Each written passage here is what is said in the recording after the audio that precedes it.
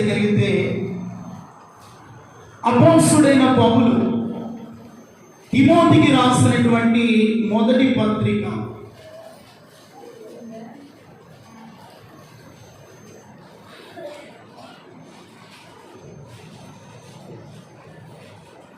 Bible ఉన్నవారు Bible తెరవాలి, ప్రతి వారు వాక్యాన్ని పరిశోధించాలి.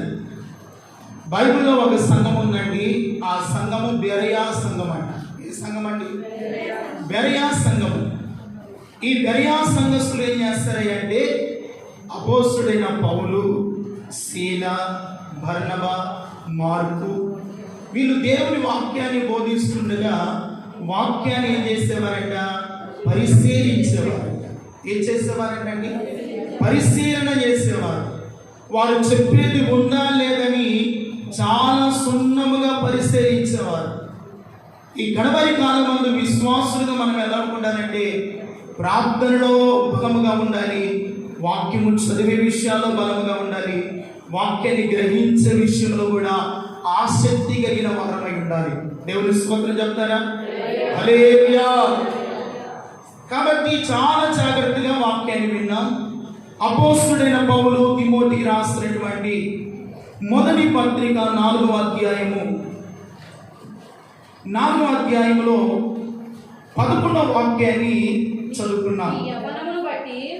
నీ యవ్వనమును బట్టి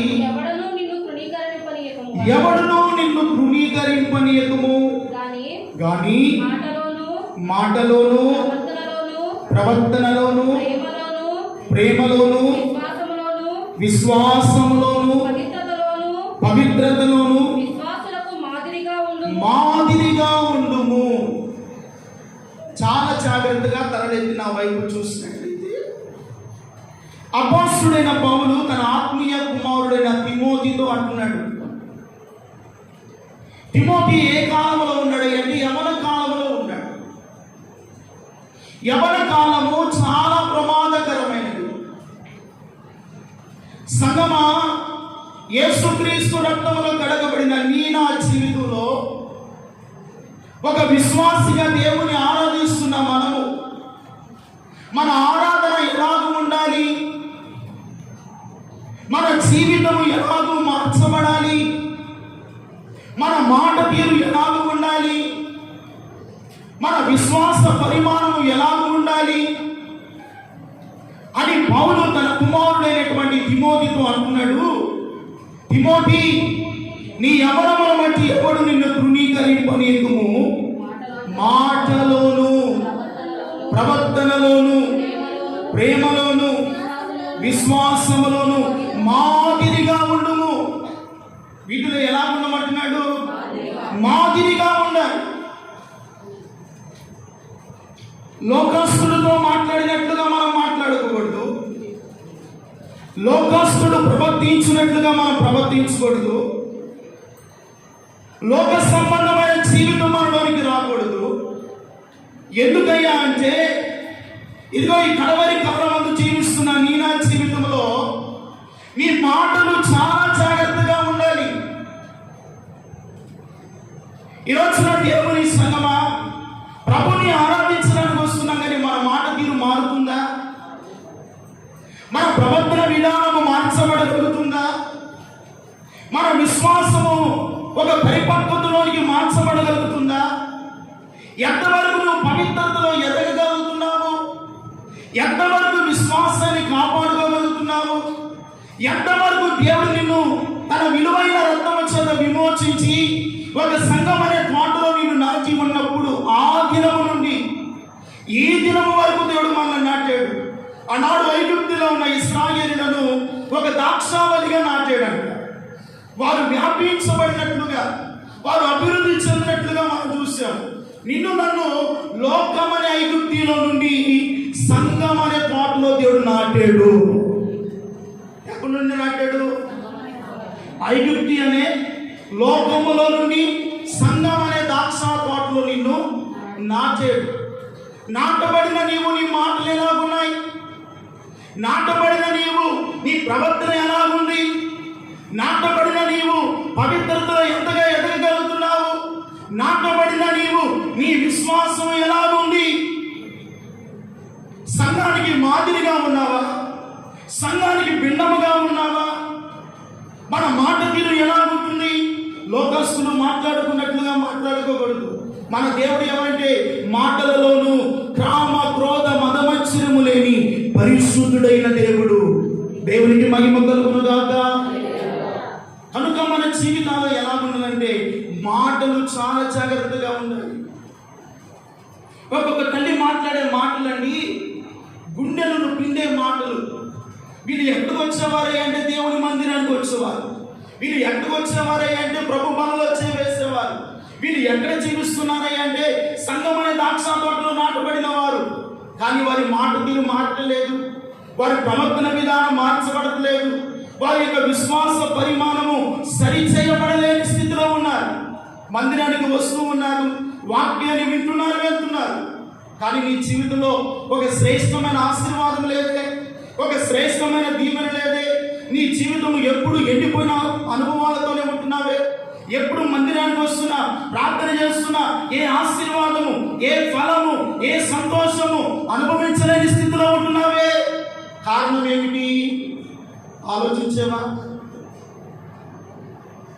కారణం ఏమవుతుందని ఆలోచిస్తున్నావా? ఈ రోజున ఆలోచించే విశ్వాసం లేరండి. నా కుటుంబం ఎందుకు ఇలాగవుతుంది? ఎందుకు నా కుటుంబంలో ఈ ఇబ్బందులు? ఎందుకు నా కుటుంబంలో ఈ శోధన? ఎందుకు నాకు ఈ అననుకూలమైనటువంటి పరిస్థితులు ఎదురవుతున్నాయి అని ఒక్క నిమిషమైన దేవుని సన్నిధిలోకి వెళ్ళి, ఏదైనా దేవుని సన్నిధిలో అవిధేయత ఉన్నదా? దేవునికి విరోధమైన పాపం ఉన్నదా? దేవునికి ఇష్టం లేని జీవితం మనలో ఉన్నదా అని ఎప్పుడైనా ఆలోచించావా?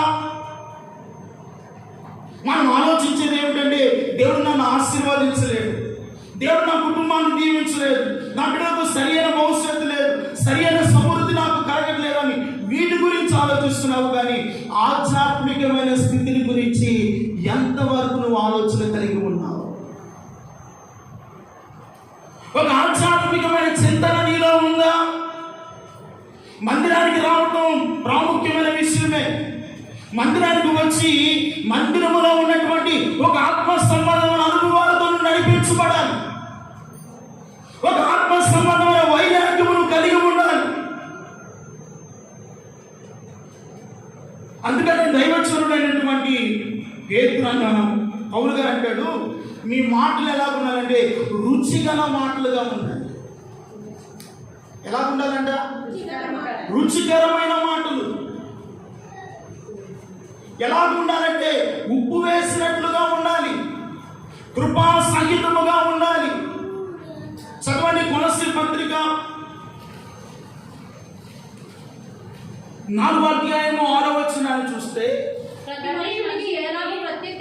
ప్రతి మనుషునికి ఎలాగూ ప్రత్యుత్తరం ఇవ్వలునో ఇదిగో అది మీరు తెలుసుకొనవలెనని. మీ సంభాషణ ఉప్పు వేసినట్లు ఎల్లప్పుడూ మీ మాటలు ఎలా ఉండాలంట? రుచిగల మాటలుగా ఉండాలి, కృపా సహితముగా ఉండనియుడి. మాట ఎలా ఉండాలంటే ఉప్పు వేసినట్లుగా ఉండాలండి. ఎలా ఉండాలి మన మాటలు? ఉప్పు వేసినట్లుగా రుచిగల మాటలు. ఎంతటి శ్రేష్టమైన ఆహార పదార్థాలు మనం ఎన్ని వండుకున్నా, ఎన్ని తిరగమాతలు వేసినా దానిలో ఉప్పు లేకపోతే ఆ తినే ఆహారాన్ని తినగలుగుతామా? ఈ రోజున ఉప్పు చాలా రుచినిస్తుంది, అదే ఉప్పు అనారోగ్యాన్ని కూడా త్రోవపడుతుంది. ఉప్పు ఎక్కువ తిన్నవాడు త్వరగా పోతాడంట, ఉప్పు తక్కువగా తిన్నవాడు కొంతకాలం బ్రతుకుతాడని డాక్టర్లు చెప్తున్నారు. ఉప్పు ఎక్కువ తిన్నవాడు ఏమవుతాడు? త్వరగా బీపీ షుగర్లు రావటం, ఈ మైండ్కి కొడతాం. అందుకనే మన మాటలు, మన జీవితం ఎలా ఉండాలంటే ఉప్పు వేసినట్లుగా కృపాసహితమైన మాటలు. దేవుని స్తోత్రం కలుగునుగా. ఎలా ఉండాలి మన మాటలు?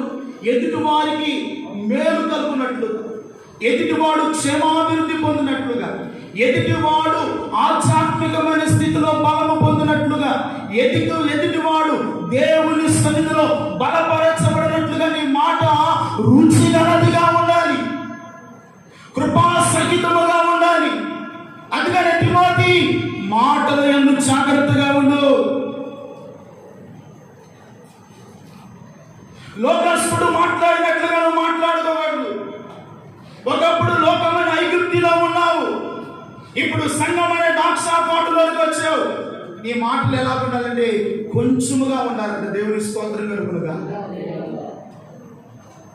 యేసు ప్రభు వారిలో ఉన్నటువంటి మంచి గుణగణం ఏమిటంటే ఆయన మాట్లాడిన సమయంలో మాట్లాడాడు, మాట్లాడకూడని సమయంలో ఆయన మారు మాట కూడా తెరవలేదండి. దేవుని స్తోత్రం కలుగుతుందా? ఎక్కడైనా మాట్లాడాడా? పిలాతు ఎదుట నీవు రాజువేనా అంటే మాట్లాడాడండి? లేదు. నీవన్నట్లే అన్నాడే కానీ ఆయన మారు మాట్లాడలేదు. మన మాటలు ఎలా ఉండాలంటే రుచిగల మాటలుగా ఉండాలి. ఎదుటివాడిని బలపరిచే మాటలుగా ఉండాలి. ఎదుటివాడిని గాయపరిచే మాటలుగా ఉండకూడదు. ఎదుటివాడిని కృంగదీసే మాటలుగా ఉండకూడదు. ఎదుటివాడి గాయాలు రేపే మాటలుగా ఉండకూడదు. మన మాటలు ఎదుటివాడికి మేలు కలుగునట్లుగా ఉండాలి. దేవుని స్తోత్రం కలుగుతుంది. మన మాటలు కృపాసహితముగా ఉండాలి. మన మాటలు ఆత్మ సంబంధమైనవిగా ఉండాలి. అందుకనే చదవండి, ఎఫెసీ పత్రిక 4వ అధ్యాయము 29వ వచనంలో అంటాడు, వినువారికి మేలు కలుగునట్లుగా అవసరమును బట్టి క్షేమాభివృద్ధికరమైన మాటలే పలుకుడి గాని దుర్భాష ఏదైనాను మీ నోట రానియకుడి. ఏది రాకూడదు మన నోట? దుర్భాష. ఈ నోటితోనే పాడతావు, ఈ నోటితోనే దేవుని స్తుతిస్తావు, ఈ నోటితోనే దుర్భాష. అంటే లోకస్తుడు మాట్లాడినట్లుగా మాట్లాడుతూ ఉంటారు. అందుకనే మీ మాటలు ఎలా ఉండాలంటే వినువారికి మేలు కలుగునట్లుగా క్షేమాభివృద్ధికరమైన మాట. దేవుని స్తోత్రం కలుగునుగా. యేసయ్య మాట్లాడిన మాట ఎదుటి వ్యక్తిని బలపరిచిన మాట. దేవుని స్తోత్రం కలుగునుగా. కృంగిన వారిని లేవనెత్తిన మాట, నిస్సహాయ స్థితులను బలపరిచినటువంటి మాట. అందుకనే ఆయన మాటలో జీవం ఉన్నది. ఏముంది ఆయన మాటలో? జీవము. అందుకనే యేస్కేలు ఒక లోయలోనికి వెళ్ళిపోయి ఉండగా ప్రియమైన శవాలన్నీ గుట్టలు గుట్టలుగా పడిపోయి ఉన్నాయి. అక్కడ దేవుడు అన్నాడు, యేస్కేలు మౌనంగా ఉండకుండా ప్రవచనం ఎత్తి నువ్వు మాట్లాడు అన్నాడు. దేవుని స్తోత్రం కలుగునుగా. ఎప్పుడైతే ప్రవచనం ఎత్తి మాట్లాడాడో ఎండిపోయిన ఎముకలు ఏకముగా కూడి మహాసైన్యమై నిలిచినాయి అంట. దేవునికి స్తోత్రం. దేవుని నోట వచ్చినటువంటి ప్రతి మాట వెండిపోయిన జీవితాన్ని కూడా చిగిరింపగలుగు చేస్తుంది. దేవుని స్తోత్రం కలుగునుగా. దేవుని మాట ఒక నిస్సహాయుణ్ణి బలపరిచే మాట. అందుకనే వినువారికి మేలు కలుగునట్లుగా అవసరమును బట్టి క్షేమాభివృద్ధికరమైన అనుకూలమైన వచనమే మీరు పలుకుడు కానీ మీ నోట ఏమి రాకూడదు? దుర్భాష. ఈ రోజున దుర్భాషలు, బూతులు, దేవునికి అసహ్యమైనటువంటి మాటలు నువ్వు మాట్లాడుతున్నావంటే నీ ఆరాధన దేవుడు అంగీకరిస్తాడా? ప్రభు పనిలో చేవేస్తున్నావు, మన మాట తీరు మార్చబడగలుగుతుందా? మన మాటలో మార్పు లేకుండా దేవుని పరిపూర్ణతలోకి ఎలాగ మార్చబడతాం? ఎలాగ దేవుని ఆశీర్వాదాన్ని పొందుకుంటాం? దేవుడు కోరుకున్నది నీవు జీవితంలో అనుభవించాలి అంటే నీ నోట దుర్భాషలు వస్తే ఆయన ఎలాగ నేను ఆశీర్వదిస్తాడు? అందుకనే వినువారికి మేలు కలుగునట్లుగా నీ మాట కృపా సహితముగా ఉప్పు వేసిన మాటలుగా ఉండాలి. దేవుడి స్తోత్రం కలుగునుగా. అంటే రుచికరమైన మాటలు. తిమోతి, నువ్వు మాట్లాడే మాటలు ఎదుటివాడికి క్షేమము కలగాలి, ఎదుటివాడిని బలపరచాలి. ఎదుటివాడు లోకములో ఉన్నవాడైనను వానికి క్రీస్తు ప్రేమ ఏమిటో నీ మాటలో కనపరిస్తే వాడు ఎంతటి ఘోర పాపి అయినా నీ మాటను బట్టి క్రీస్తు ప్రేమలో నిలబడగలుగుతాడు. దేవుని స్తోత్రం కలుగునుగా. అందుకనే మన మాటలు చాలా జాగ్రత్తగా ఉంటాయి.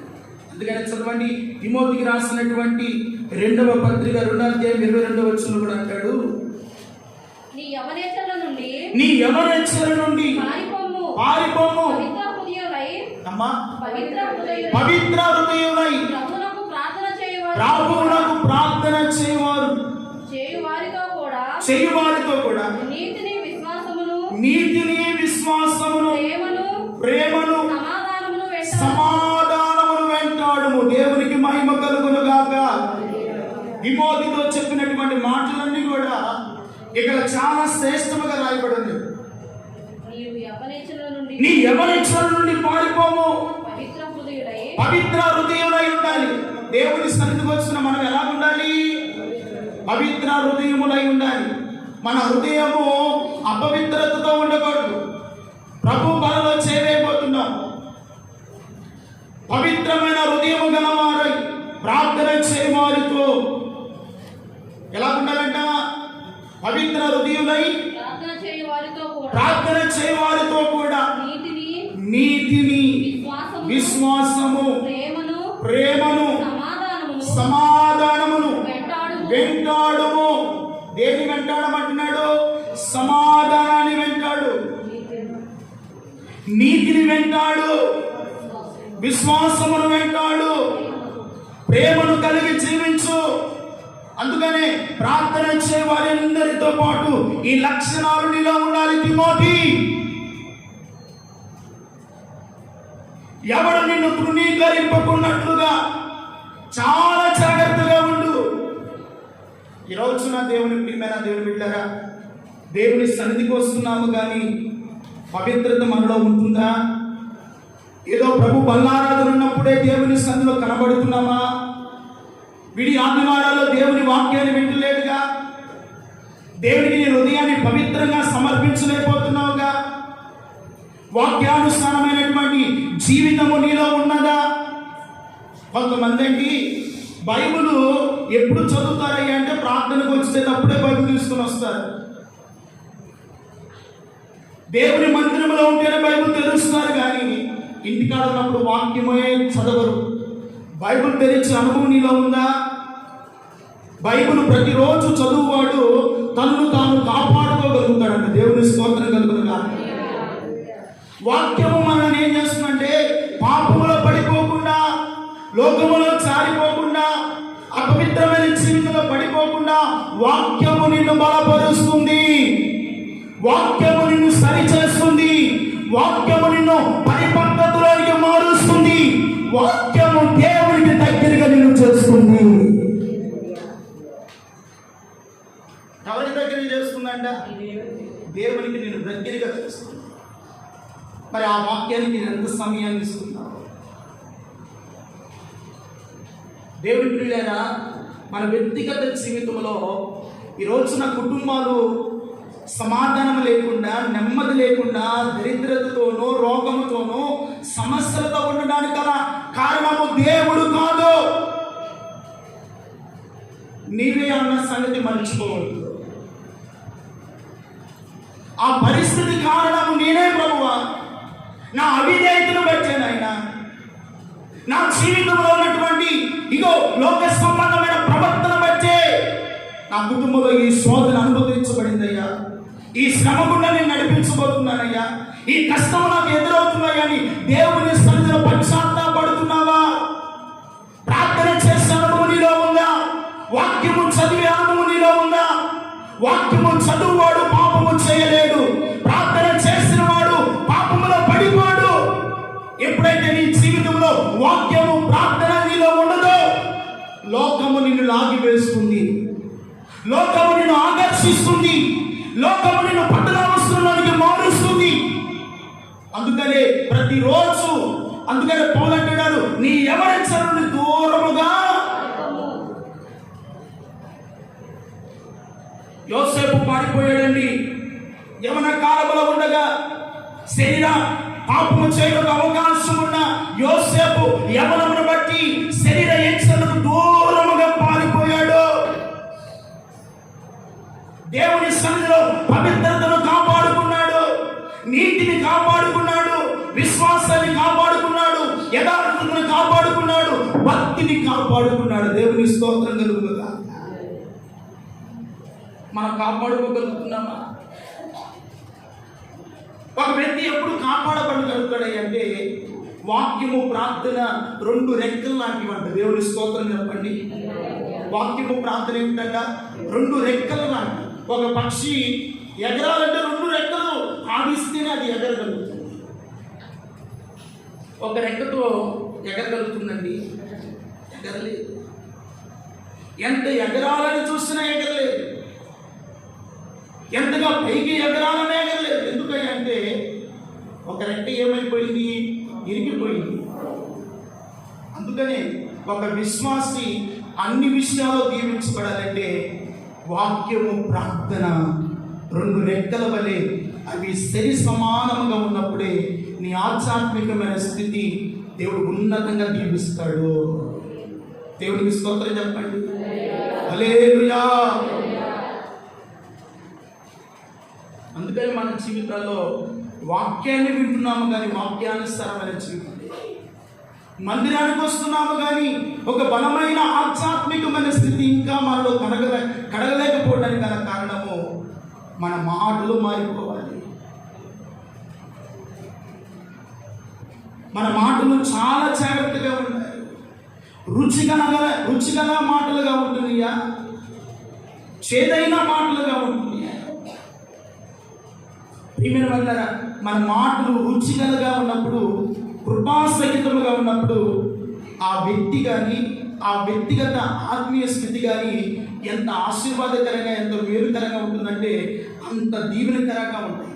అందుకనే తిమోతి మాటల విషయంలో జాగ్రత్తగా ఉన్నాడంట, ప్రవర్తనలో జాగ్రత్తగా ఉన్నాడంట, ప్రేమించే విషయంలో జాగ్రత్త కలిగి ఉన్నాడంట, విశ్వాసములో జాగ్రత్త కలిగి ఉన్నాడంట, సంఘానికి మాదిరిగా ఉన్నాడంట. దేవుని స్తోత్రం కలుగుతుంది.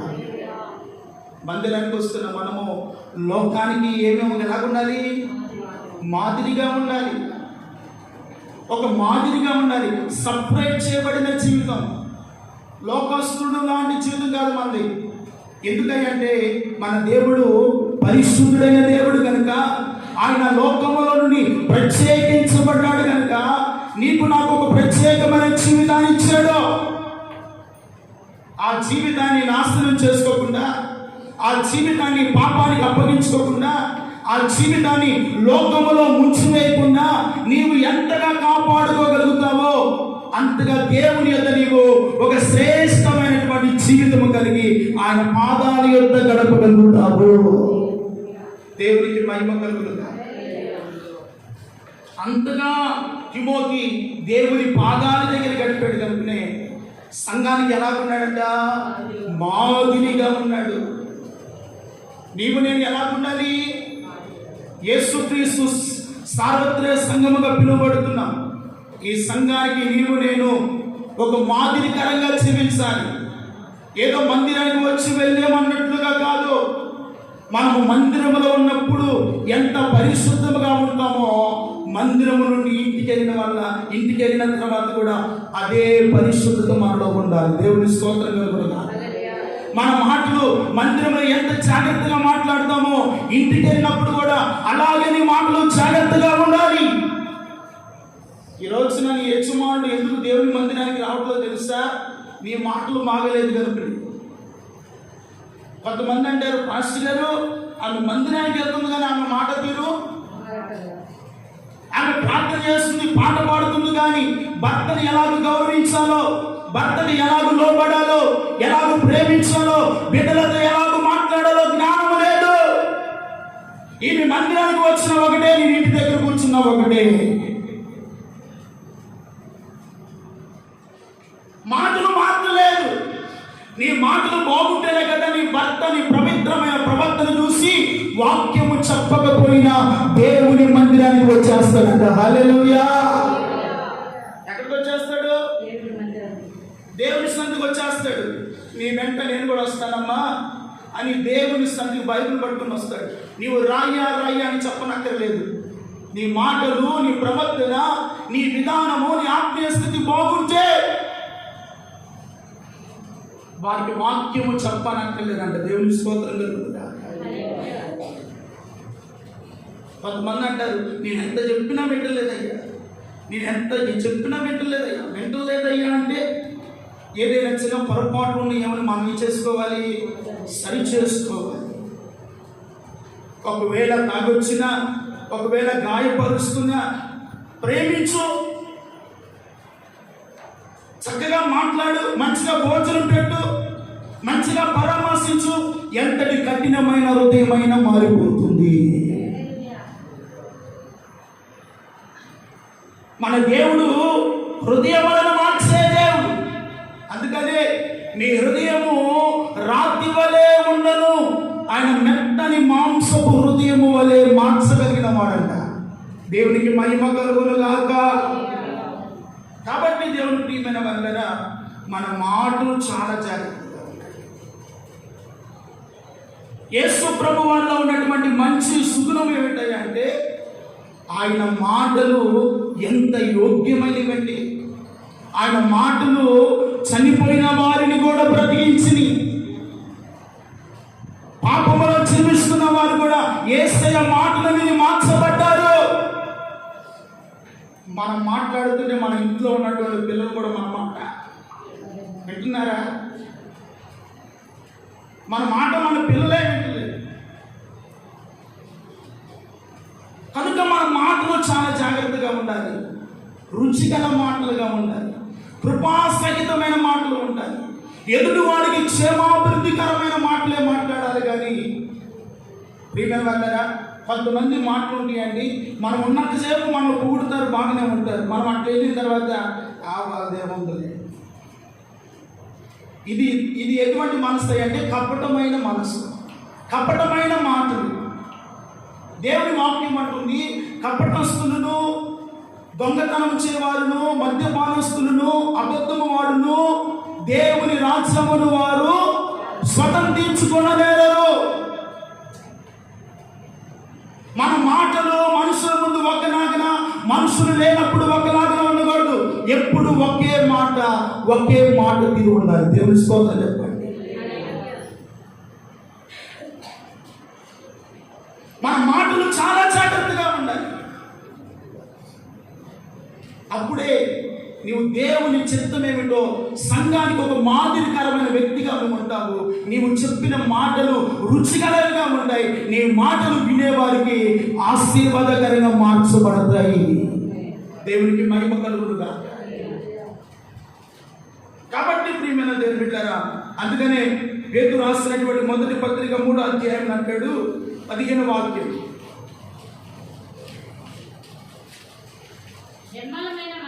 నిర్మలమైన మనస్సాక్షి గల వారై ఉండాలి. మీలో ఉన్న నిరీక్షణ గురించి హేతువడుగు ప్రతి వానితోను సాత్వికముతోను భయముతోను. ఎలాగ చెప్పాలంట? కొంతమంది లోకంలో హేతువాదులు ఉంటారండి. కొంతమంది వారు పట్టిన దానికే 3 కాళ్ళు అంటారు. ఏమంటారు? పట్టిన దానికే 3 కాళ్ళు అంటారు. దానికి 4 కాళ్ళు ఉన్నా లేదు 3 కాళ్ళు అంటారు. కొంతమంది వేతువాదులు ఉంటారు. వారికి ఎంత చెప్పినా ఆ మాటలు వినరు, నా మాటే రైట్ అంటారు. హేతువాదుకు ప్రతి వానితో వాడు వేతువాడు వాగుతూ ఉంటే నువ్వు కూడా వారితో వ్యతిరేకంగా మాట్లాడితే అక్కడ ఏం జరుగుతుంది?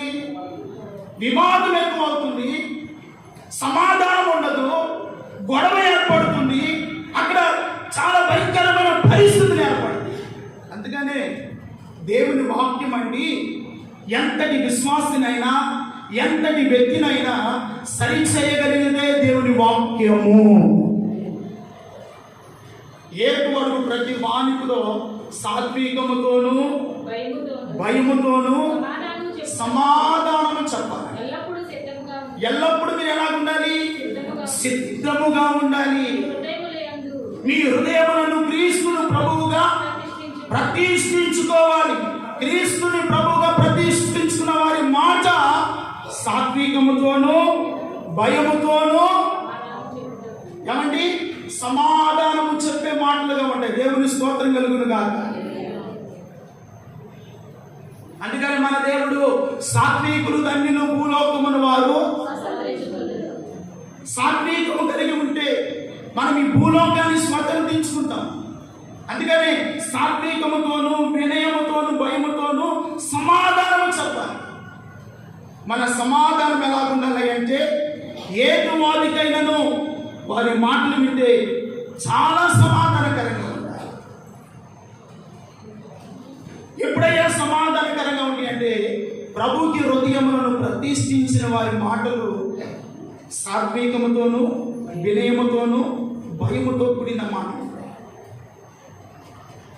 ఆ మాటలు మనలో రాకపోతే దేవుని రాజ్యానికి మనం వెళ్ళలేమండి. ఒక్క మాట విషయంలో తప్పిపోయిన వాడు దేవుని రాజ్యాన్ని చూడడు. అందుకనే దేవుని మాట అవునంటే అవును, కాదంటే కాదు. ఆకాశము తోడని ఒట్టు పెట్టుకునవద్దు, అది దేవుని సింహాసనము.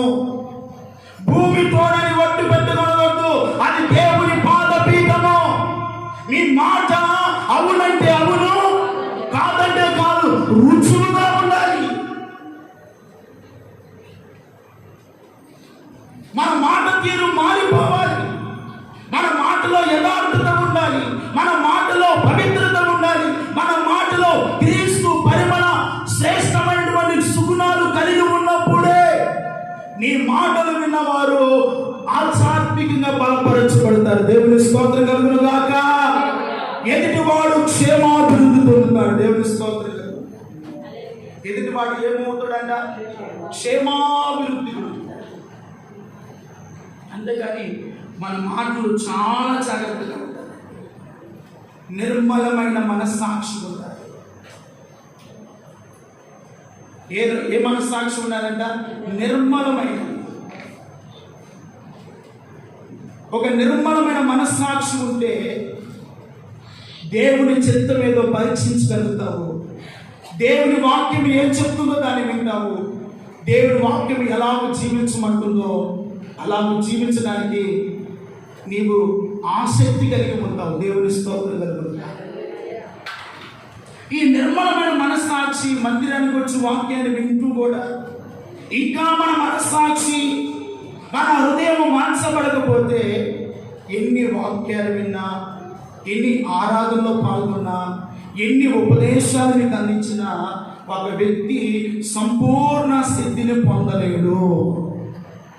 ఏమి పొందలేడంట? సంపూర్ణ సిద్ధి పొందలేడు. అందుకనే అబ్రహాము, యాకోబు, ఇస్సాకు, నోవాహు, ఆనోకు వీరు ఎబ్రీ పత్రికలు అంటాడు, వీరు లేకుండా మనం అందరము ఆ నిశ్చలమైన రాజ్యములోనికి ప్రవేశించలేము. ఎందుకయ్యా ఆ నిశ్చలమైన రాజ్యములోనికి మనం ప్రవేశించలేము అంటే, ఇదిగో ఈ వాక్యానుసారమైన జీవితము కలిగి ఉండని ప్రతి వాడును దేవుని రాజ్యములోనికి వెళ్ళలేడంట.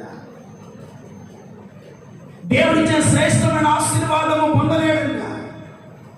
కాబట్టి దేవుని ప్రియమైన దేవుని సంగమా, దేవుని ఆరాధించడానికి వచ్చిన దేవుని బిడ్డ, ప్రభు శరీరములో బలలో కొంత నిమిషంలో మనము పానిపంపులు పొందబోతున్నాం. మన మాటలు ఎలా ఉండయో ఆలోచించాలి. నీ మనస్సాక్షి ఎలాగున్నదో ఆలోచించాలి. మనస్సాక్షి నేరారోపణ చేస్తుందా? మనస్సాక్షి నిన్ను పలు విధాలుగా బాధ పెడుతున్నప్పుడు నీ మనస్సాక్షిని బట్టి అయినా దేవుని యొక్క నీలో ఉన్నటువంటి పాపమైన, అవిధేయతైన, దేవునికి ఆయాస్కరమైనటువంటి బ్రతుకైనా దేవుని పాదాల దగ్గర ఏం చేయాలంట? ఒప్పుకొని పశ్చాత్తాపడి వాటిని ఏం చేయాలంట? విడిచిపెట్టాలి. విడిచిపెట్టనంత కాలము ప్రియమైన దేవుడు బాధపడడు. బాధపడేది ఎవడు? నీవే బాధపడవు. నీ సమస్యలు తీరవు, నీ కష్టాలు తీర్చబడవు, నీకున్న వ్యాధులు తొలగిపోదు, నీ కుటుంబంలో నెమ్మది ఉండదు. నీ కుటుంబంలో ఎంత పని చేసినా, ఎంత సంపాదించినా ఒక ఆశీర్వాదమనే అనుభూతిలో నువ్వు మార్చబడలేవు. ఎందుకయ్యా అంటే దేవుని ఎంత పశ్చాత్తాపడే సుగుణం నీకు లేదుగా. వినయ భయభక్తులతో జీవించే మనస్సు నీకు లేదుగా. దేవుని ఎంత పశ్చాత్తాపడే ఆలోచన నీకు లేదుగా. వాక్యానుసారమైన జీవితం నాకు కావాలి ప్రభు అని కన్నీరు కాల్చి అనుభవం నీకు లేదుగా. ఎంతకాలం అవుతుంది కన్నీరు కాల్చి? ఎంతకాలం అవుతుంది దేవుని సన్నిధిలో పశ్చాత్తాపడి? ఎంత కాలం అవుతుంది దేవుని యొద్ద నీ విరిగి నలిగిన హృదయం దానికి ప్రార్థన చేసి? ఎంత కాలం అవుతుంది దేవుని వాక్యాన్ని బైబిల్ తెరిచి చదివి?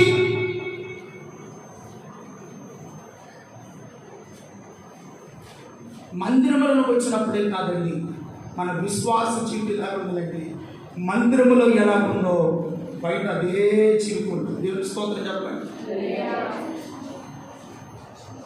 మందిరంలో ఒక తీరు, బయట ఒక తీరు ఉండకూడదు. ఎక్కడికి వెళ్ళిన క్రైస్తవుడు ఒకే జీవితం కలిగి ఉన్నారు. దేవుని స్తోత్రం కలిగి ఉన్నారు. యేసయ్య అన్ని ప్రాంతాలకు వెళ్ళాడు, కానీ ఆ ప్రాంతపు అలవాటు నేర్చుకున్నాడండి. ఎన్ని గ్రామాలు వెళ్ళాడు, ఎన్ని పట్టణాలు దర్శించాడు, ఎంతమంది రోగులను బాగు చేశాడు, ఎంతమంది ఇంట్లో ఆయన బోధన చేశాడు. కానీ ఆయన తీరు మారిందా? ఆయన ప్రవర్తన మారిందా? ఆయన మాట తీరు మారిందా? ఆయన ఎలా ఉన్నాడంటే ప్రత్యేకముగా ఉన్నాడు. దేవుని స్తోత్రం కలుగుతుంది. నీవు నేను కూడా ఆ ప్రత్యేకమైన జీవితం ఉండాలని ప్రభు ఈ రోజు సిగ్గుపడనక్కరలేని పనివారిగా ఉండాలి. అందుకనే పౌలు అంటాడు, ఇదిగో ఎవడు నేను తృణీకరింపకున్నట్లు సిగ్గుపడనక్కరలేని పనివాడిగా యోగ్యునిగా నీవు ఎంచుకోనము అంటున్నాడు. దేవుని స్తోత్రం కలుగుతుందా? మనం ఎలాగ ఉండాలంటే యోగ్యులుగా ఉండాలి, అయోగ్యులుగా ఉండకూడదు. ఒకప్పుడు అయోగ్యులమే, ఒకప్పుడు ఎన్నిక లేని వారమే. ఇప్పుడు దేవుని సన్నిధిలో కూర్చొని ప్రార్థన చేసి వాక్యం వినే యోగ్యత దేవుడు ఇచ్చాడు. దేవుని స్తోత్రం కలుగుతుందా? ఈ యోగ్యత అండి ఆకాశంలో ఉన్న దేవదూతలకు కూడా లేదు. దేవుని స్తోత్రం చెప్పు. ఎందుకు తెలుసా? ఆయన బిడ్డలకు ఇచ్చాడండి, ఆయన విమోచించిన ప్రజలకు ఇచ్చాడండి. ఆయన పరిచయం చేయగలిగిన భాగ్యం, ఆయన సన్నిధిలో ప్రార్థన చేసే భాగ్యం, ఆయన ఆరాధించే ధన్యత దేవుడు మనకి ఇచ్చాడు. మనలో ఏ మంచి ఉందని, మనలో ఏ మంచి సుగుణాలు ఉన్నాయని దేవుడు మనల్ని ప్రేమించి లోకములో నుండి మనల్ని పిలిచాడు. మనలో చూస్తే, మన వెనక బ్యాక్గ్రౌండ్ చూస్తే ఏ మంచి మనలో, దేవుని యొక్క మహాకృప, దేవుని యొక్క మహాకనికరాన్ని బట్టి ఈరోజు నిన్ను నన్ను సిగ్గుపడనక్కర్లేని యోగ్యునిగా దేవుడు మారుస్తున్నాడు. ఈ యోగ్యత దేవుడు నిన్ను పిలిచేంత వరకు, ఆయన వచ్చేంత వరకు నేను కాపాడుకుందుము కాక. ఆమేన్.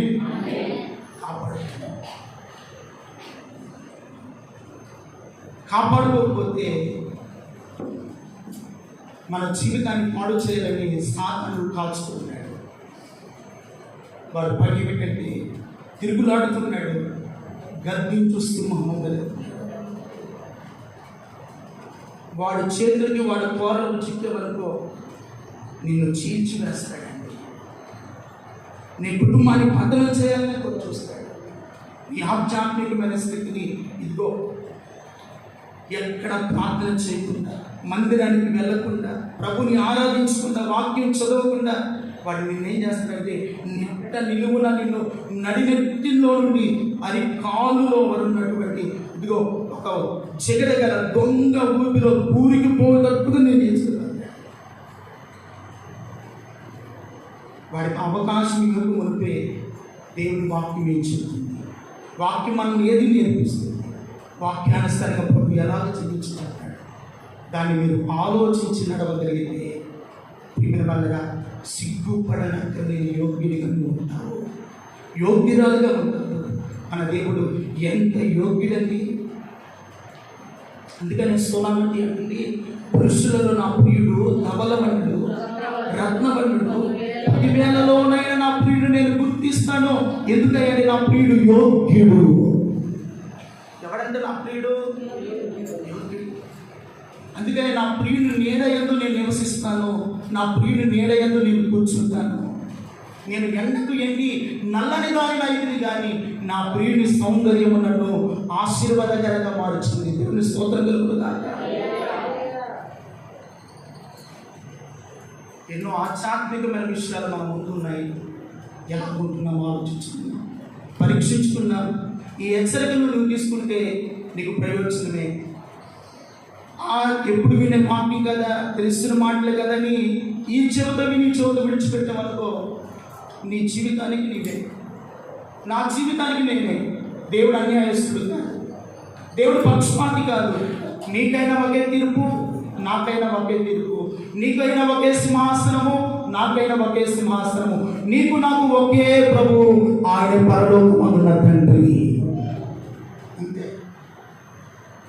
ఇక్కడ నేను వాక్యం పెడుతున్నానని నాకు సింహాసనం మీద ఉన్నతమైన స్థానం ఉండదు. మీరు కూర్చొని వాక్యం వింటున్నారని ఒక ఉన్నతమైన స్థితి ఉండదు. అందరికీ సమానమైన న్యాయ తీర్పు దేవుడి స్తోత్రం కలుగునుగా. సింహాసనం ఒకటే, కూర్చునే స్థానం ఒకటే, ఆయన నిలబెట్టుకునే ప్రదేశం ఒకటే, యేసు శరీరము కూడా ఒకటే, యేసు రక్తము కూడా ఒకటే. దేవుని స్తోత్రం కలుగునుగాక. నీవు నేను ఒకే శరీరములోను ఒకే రక్తములో విమోచించబడిన వాడము. అందుకనే ఒకే రక్తము చేత మీరు కొనబడిన బిడ్డలు. దేవునికి మహిమ కలుగునుగాక. గట్టిగా చప్పులు కొట్టి దేవునికి మహిమ చెల్లించండి. దేవుని నామానికి మహిమ కలుగునుగాక.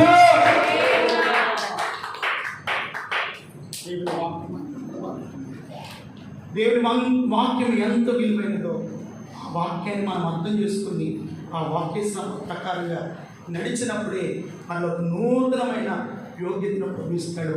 అట్టి కృప ప్రభు దయచేయండి. తల వంచండి ప్రార్థన. పెద్దబడిన వాక్యం